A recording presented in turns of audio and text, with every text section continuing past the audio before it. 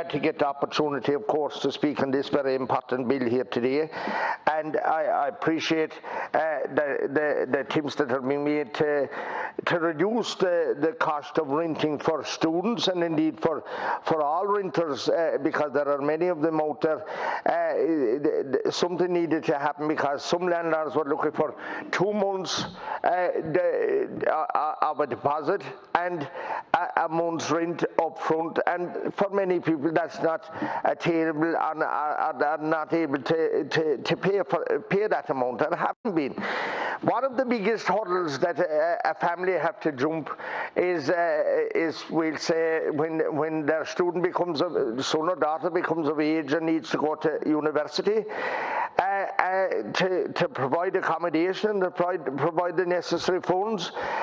for that operation. And many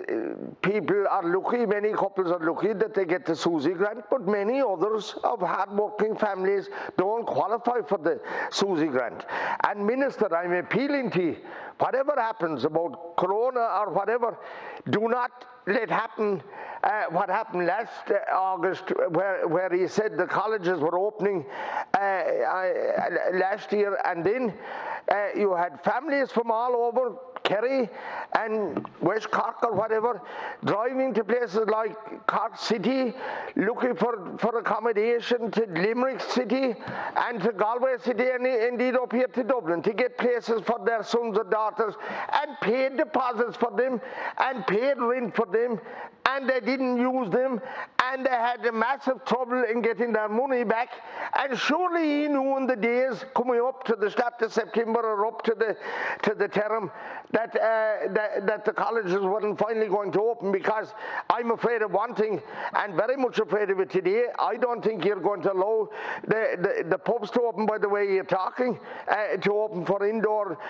dining or drinking. I'd say you have to change your tune, and I hope that he don't change your tune for the students again like he did last year, where many of them did not get their money back, and that was very unfair and very wrong. Of course, the way to sort the thing out is to build more accommodation. And look, the minister has stood up there and he has said different days, money is not an obstacle. Well, if money is not an obstacle, put the bloody money on the table and build apartments in places like Dublin and Cork and Limerick and Galway for the students to go, because it's an awful problem and an awful issue, and it is a big thing that happens in every family's life, where 1, 2 or 3 or 4 children go to university, and they're entitled to that, and they're entitled to be educated to the highest degree. And gladly, back over the years, Irish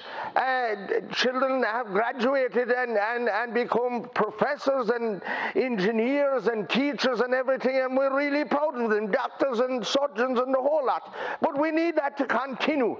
and we need to ensure that accommodation is available. And yes, costs are spoiling in relation to the building industry, and we see ridiculous things happening, like, in spite of what the Greens are saying, insulation is going up, and the cost of insulation is going up, and they're putting the highest rate of that on it. What are he standing for if he don't stand up for, if he don't back up what he's been talking about? What are he doing? He don't think that he can cut the people, because that won't happen. He might cut some of the people some of the time, and all of the people some of the time, but he won't cut all of the people all of the time. Deputy and the time is drawing in, you know, and he'll have to wake up because the people are aware of it.